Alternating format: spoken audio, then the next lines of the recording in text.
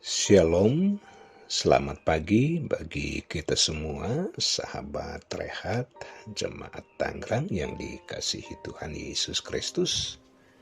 Kita jumpa lagi di hari ini melalui renungan harian Toraya, Minggu 6 November 2022.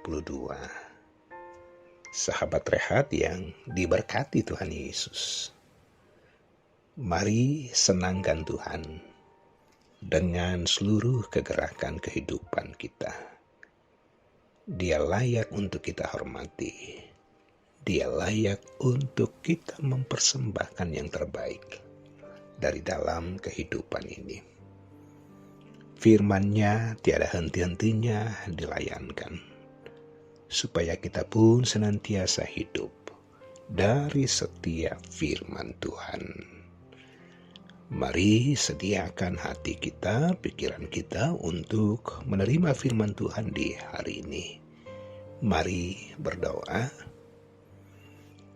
Bapa, di dalam nama Tuhan Yesus, firman-Mu ya dan amin. Supaya kami pun senantiasa hidup dari setiap perkataan-perkataan Allah. Layakkan kami di hari ini untuk kembali membaca, mendengar, dan merenungkan kebenaran firman Tuhan. Berbicaralah, kami sedia mendengar. Di dalam nama Tuhan Yesus kami berdoa. Amin. Pembacaan Alkitab dari Hagai 2 ayat 1b sampai 10. Firman Tuhan, kemegahan bait suci yang baru. Pada tahun yang kedua zaman Raja Darius, dalam bulan yang ketujuh pada tanggal 21 bulan itu, datanglah firman Tuhan dengan perantaraan Nabi Hagai, bunyinya, katakanlah kepada Zerubabel bin Shealtiel, Bupati Yehuda, dan kepada Yosua bin Yosadak, imam besar, dan kepada selebihnya dari bangsa itu demikian, masih adakah di antara kamu yang telah melihat rumah ini dalam kemegahannya semula? Dan bagaimanakah kamu lihat keadaannya sekarang? Bukankah keadaannya di matamu seperti tidak ada artinya? Tetapi sekarang kuatkanlah hatimu, hai Zerubabel, demikianlah firman Tuhan.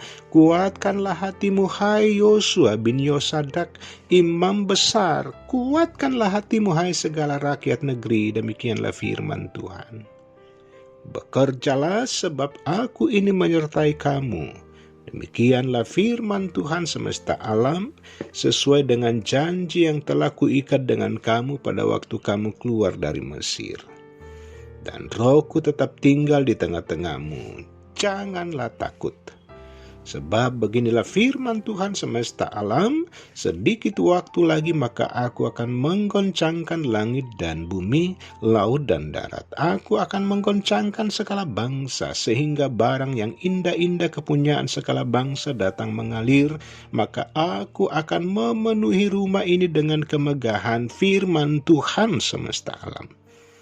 Kepunyaankulah perak dan kepunyaankulah emas. Demikianlah firman Tuhan semesta alam. Adapun rumah ini, kemegahannya yang kemudian akan melebihi kemegahannya yang semula, firman Tuhan semesta alam, dan di tempat ini aku akan memberi damai sejahtera. Demikianlah firman Tuhan semesta alam. Amin.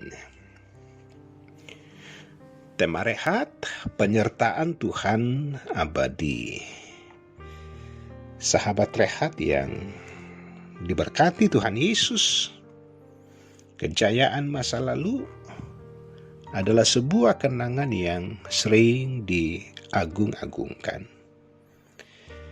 Beberapa orang memiliki kecenderungan menjadikan ukuran kejayaan masa lalu untuk menilai keadaan saat sekarang ini. Disertai dengan anggapan bahwa yang dulu jauh lebih baik, jauh lebih berarti dari yang ada sekarang. Dan karena itu, kejayaan di masa lalu sering menjadi beban karena dijadikan ukuran capaian masa kini. Padahal setiap kejayaan ada masanya dan setiap masa ada kejayaannya. Sahabat Rehat, sejak umat kembali dari pembuangan, mereka segera melakukan pembangunan bait suci. Namun mengalami banyak kendala, mereka menghadapi situasi sulit. Rakyat miskin dan para pemimpin patah semangat. Mereka berpikir bahwa bait suci yang mereka bangun tidak akan semegah bait suci yang dibangun Salomo. Karena itu bangsa menjadi ragu, apakah semua ini sungguh ada gunanya? Nabi Hagai menguatkan keyakinan mereka bahwa Tuhan ada bersama dengan mereka. Ia akan menghalau musuh-musuhnya, bahkan Dia yang akan mencukupkan kebutuhan pembangunan itu. Allah berjanji akan menyatakan karyanya di bait suci itu. Sahabat Rehat, masa lalu memang sangat penting. Bahwa dengan masa lalu kita memiliki sejumlah pengalaman. Namun masa lalu dapat membebani kita jika kejayaan masa lalu membuat kita ragu dengan hasil yang akan kita capai dalam karya di saat sekarang ini. Jika kemuliaan Tuhan menjadi prioritas dari setiap karya kita, maka tentu Tuhan yang akan memberikan hikmat bagaimana terus berkarya dalam hidup ini. Maka yang terutama untuk kita beri perhatian penting melalui karya dan kerja kita, bahwa apakah semua ini untuk kemuliaan Tuhan. Tuhan tidak pernah keliru dalam berjanji. Tuhan sudah berjanji akan selalu menyatakan penyertaan dan pemeliharaannya bagi orang yang bersandar padanya. Dalam setiap babak-babak kehidupan, dalam setiap karya kerja yang dilakukan. Karena itu, teruslah mempercayakan kehidupan kita dalam penyertaan Tuhan yang kekal adanya. Amin. Mari berdoa. Tuhan, terima kasih di kesempatan ini kami dimungkinkan untuk membaca, mendengar, dan juga merenungkan suara Tuhan melalui firman-Mu. Kami bersyukur jikalau hari ini disempatkan berjumpa dengan Tuhan melalui firman-Mu. Bapa di sorga, tetapi firman ini tidak hanya kami baca, kami dengar, tetapi kami akan lakukan di kehidupan yang Allah masih berikan bagi kami. Untuk setia dan melakukan firman-Mu, juga berhadapan dengan persoalan-persoalan. Tetapi bersama dengan Tuhan, kami senantiasa kuat, percaya dan yakin akan janji Allah. Kehidupan kami senantiasa diberkati. Bapa di sorga, kasihi anak-anak Tuhan di hari ini, di dalam menyelenggarakan peribadahan kepadamu, di mana saja berada, bahwa hari ini adalah hari Tuhan, layak hormat kemuliaan bagi Tuhan saja.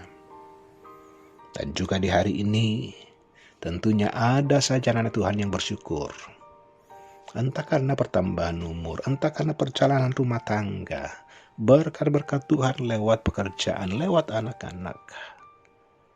Dan juga Tuhan mengasihi setiap anak-anak-Mu yang bergumul karena persoalan sakit penyakit. Anak-anak Tuhan boleh lemah, tetapi tangan Tuhan yang perkasa sungguh kuat untuk menjamah mereka. Bapa di sorga, terpujilah Engkau di sepanjang perjalanan di hari ini, bahwa biarlah kehidupan kami hanya untuk menyenangkan Tuhan. Ampuni dosa kami. Dalam nama Tuhan Yesus. Amin. Sahabat Rehat, demikian sapaan firman Tuhan. Maju terus di dalam Tuhan. Tuhan Yesus memberkati.